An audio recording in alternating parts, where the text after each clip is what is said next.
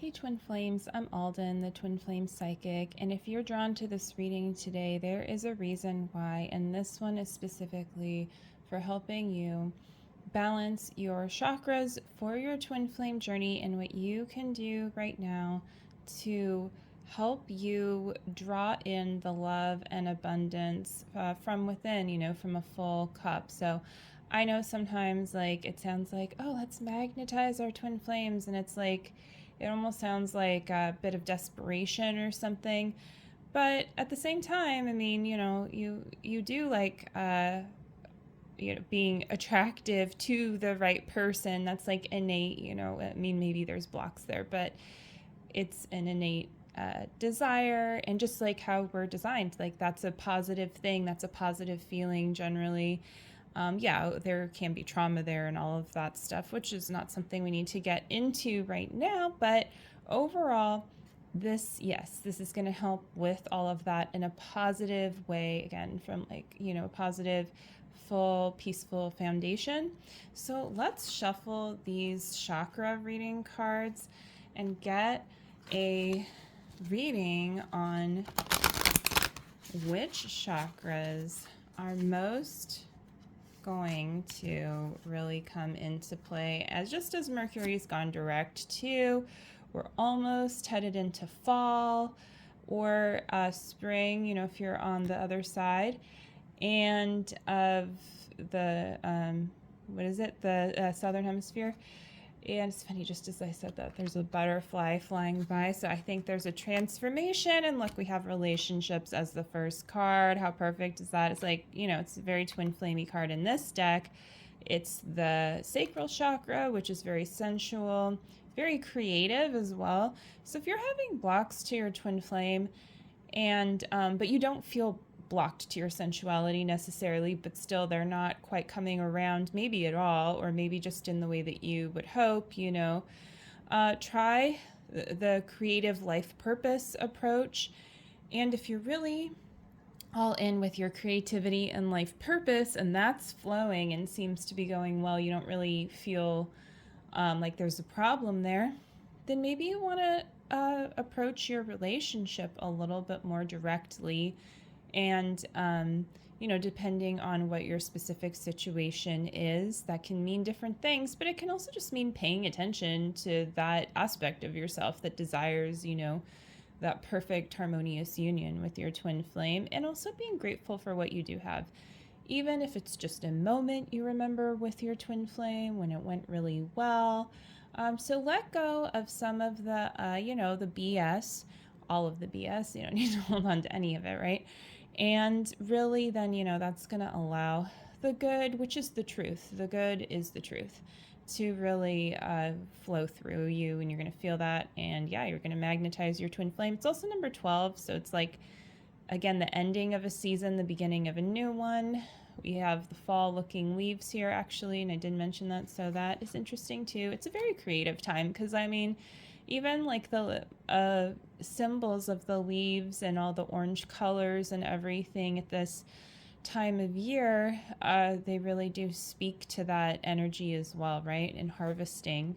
So what are you harvesting right now? That's going to help clue you in to your relationship and where to just like keep going, don't stop whatever's going well, but that's going to give you the foundation you need to then you get to focus on maybe some other things you haven't gotten to quite focus on in a while. And that's always a nice feeling too, to feel more supported.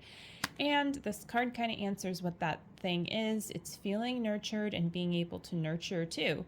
Maybe it's growing, maybe you haven't been able to grow plants in your backyard and you would like to put a little bit of effort into doing that. Maybe you need to nurture whoever's in your household with you, pets, people, and your environment too. I mean, nurturing this is, about you and about others and about you and your twin flame, but it's also about your environment, because God is everywhere, and you can really feel more God the more in alignment you are, and the more in alignment your environment is. You feel that. You feel it when you step into a room and it's like, ooh, this room is well designed, but it's all done with love too. And you just feel that. So you can do that for yourself. And if you're really good at that, great, take it to the next level. There's always more, Maybe you just finish, like if you've just finished with something where you're like, I'm good nurturing myself there.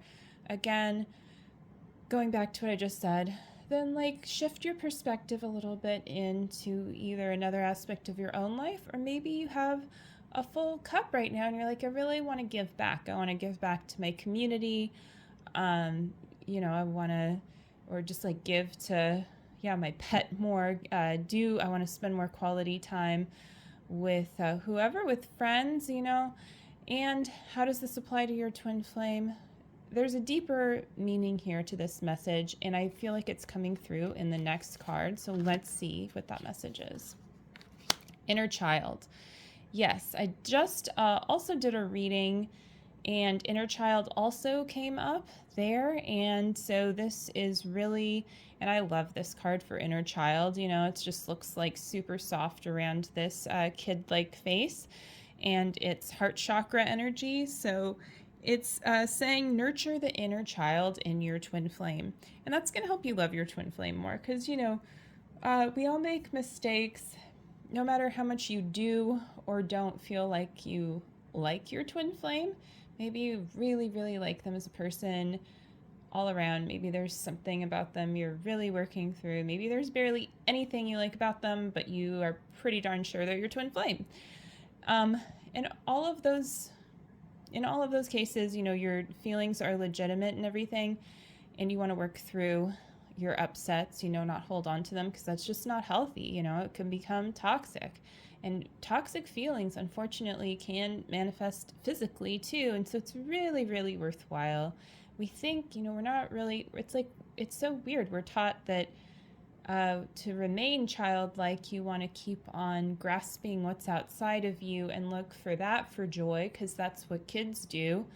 And that's, there's some valid reasons why that happens. So there's validity to it, but it's really an inner journey.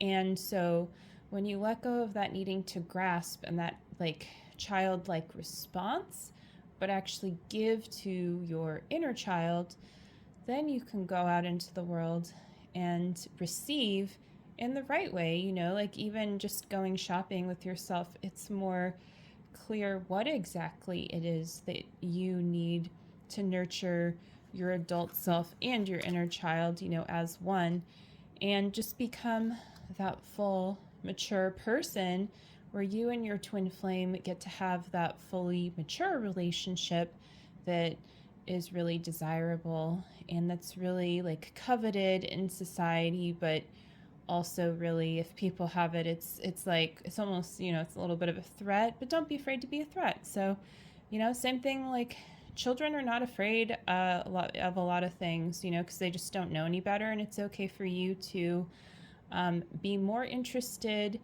in what is best, what is divine, and let go of worrying about other people's thoughts about it, right? So, and I just feel like the inner child's like, yeah, exactly. So that's it for this reading.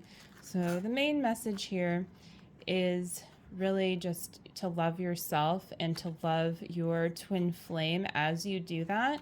And things are coming together romantically for you and your twin flame.